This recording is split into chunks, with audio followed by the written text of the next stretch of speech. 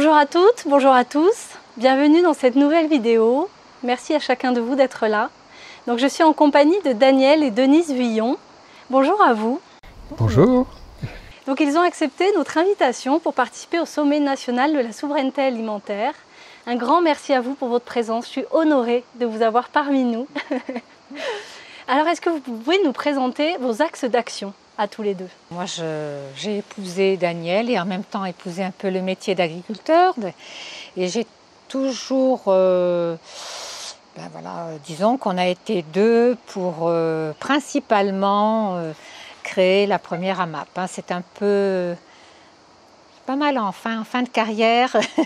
Non, c'est une chose qu'on a fait à deux, c'est sûr. Et je m'implique beaucoup et toujours, donc dans le fonctionnement, dans la communication, dans le contact, la relation, un peu comme Daniel aussi. Mais moi, voilà, je suis vraiment très présente pour le fonctionnement de la première AMAP, donc depuis 2001. 16 ans, hein? 16 ans. Bravo, c'est chouette.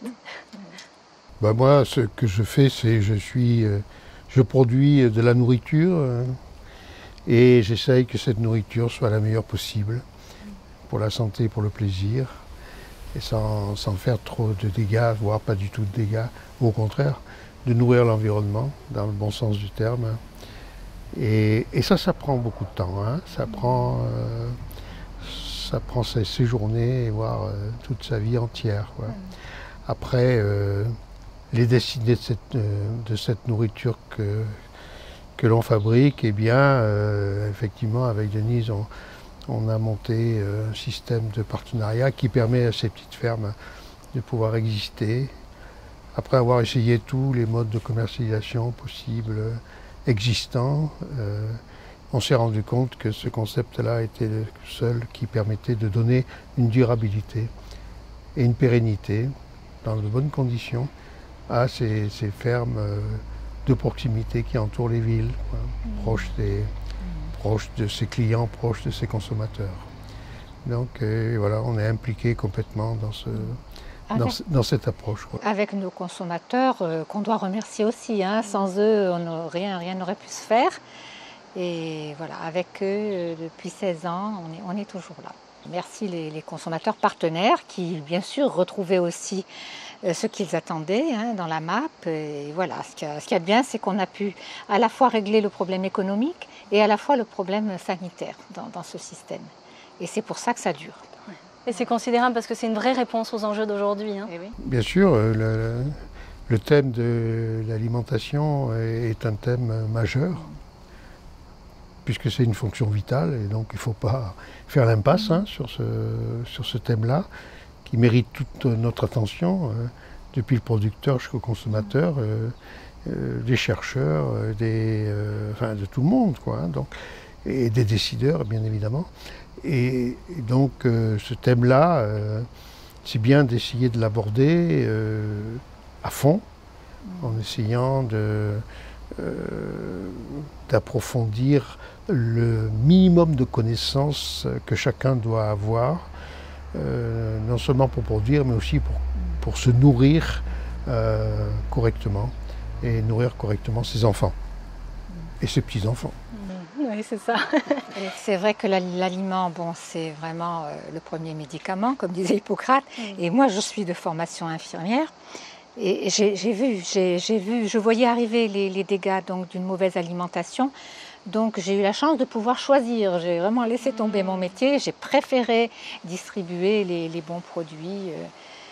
Oui, ça fait depuis presque toujours. Enfin, j'ai très peu exercé, mais quand même suffisamment pour pouvoir me dire que si on mange sainement, on évite beaucoup de problèmes de santé. Vous faites aussi tout un travail d'essaimage pour les AMAP, donc vous accompagnez d'autres AMAP à naître, des producteurs à s'installer pour produire pour des AMAP. Vous pouvez en parler un petit peu? C'est ce qu'on a fait depuis le début. Oui. De fait, on a répondu aux producteurs qui nous invitaient à venir les informer ou nous demander si c'était possible de se lancer là-dedans. Des consommateurs aussi qui avaient bien envie, quand le concept s'est un peu répandu, qu'on a bien su ce que c'était. Donc on a toujours répondu et à beaucoup d'endroits. On a vite vu que c'était un concept qui devait se transmettre par les acteurs consommateurs et de paysan à paysan. Et c'est pour ça que ça a marché. En plus, on témoignait de notre expérience, qu'on avait bien fait à fond avec nos consommateurs. Alors, on est moins invité à les essaimer, à les créer, parce que dans ces régions, il y a maintenant des personnes ressources qui sont à même d'accompagner les nouveaux projets. Et puis, par contre, on est invité aux 10 ans, aux 5 ans, aux 10 ans des AMAP. Et on y va, on aime bien se rencontrer.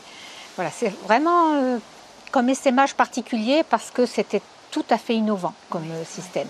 On n'apprend pas ça à l'école en agriculture et même dans la façon de consommer, c'est loin de la façon d'acheter. Qu'est-ce qui vous a donné envie de participer à ce sommet national de la souveraineté alimentaire?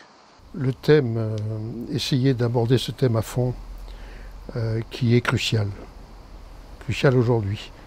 La société de consommation nous force à consommer un petit peu n'importe quoi sans prendre en compte la qualité de ce que l'on consomme. Voilà.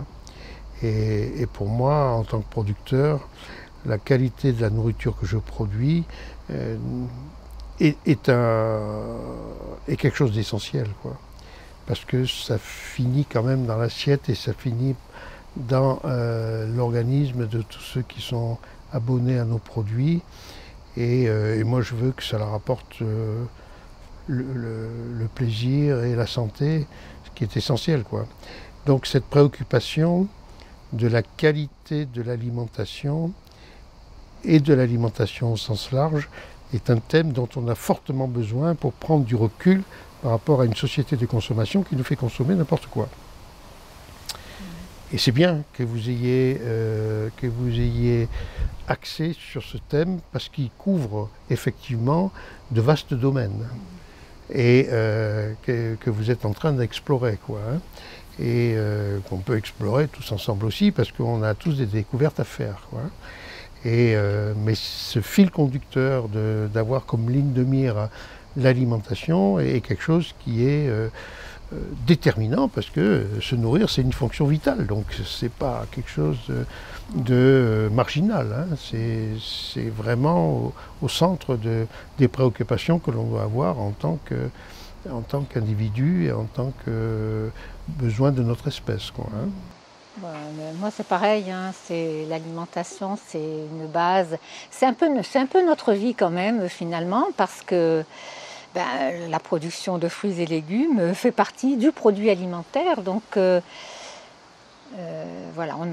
aime bien le partager avec des gens qui sont en recherche. Maintenant, on a la chance d'être dans la demande de la part du consommateur, ce qui n'était pas tout à fait le cas quand on est arrivé au début de la démarche de Daniel dans la biodiversité avec toutes les tomates anciennes et tout ça. On nous a regardé.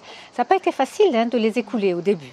On contribue aussi, grâce aussi à votre film, à l'information.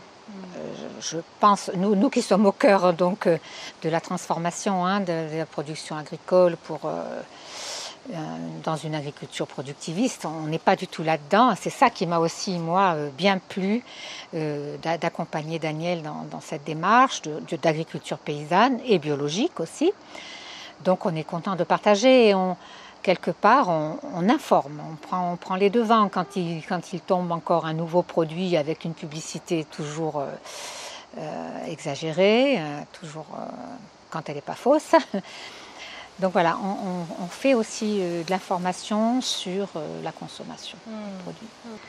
Alors nous avons mis en place une plateforme de financement participatif. Vous pouvez contribuer de la façon qu'il vous plaira pour nous soutenir dans cette action. Et je voulais savoir, d'après vous, en quoi est-ce important de nous soutenir aussi financièrement dans ce projet? Les finances, c'est quand même le nerf de la guerre. Si on veut organiser les choses, il faut un minimum de moyens pour pouvoir le faire, quoi. Sans aller dans l'excès de faire des choses bling bling, quoi, comme dirait l'autre. Mais donc avoir les moyens d'organiser ce type d'événement est absolument nécessaire pour que cet événement existe, quoi.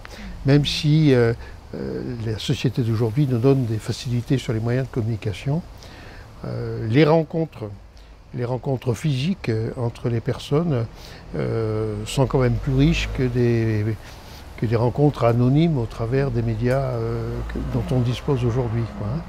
Et je pense que pour pouvoir organiser ce type de rencontre, cette initiative, eh bien, il faut avoir un minimum de moyens.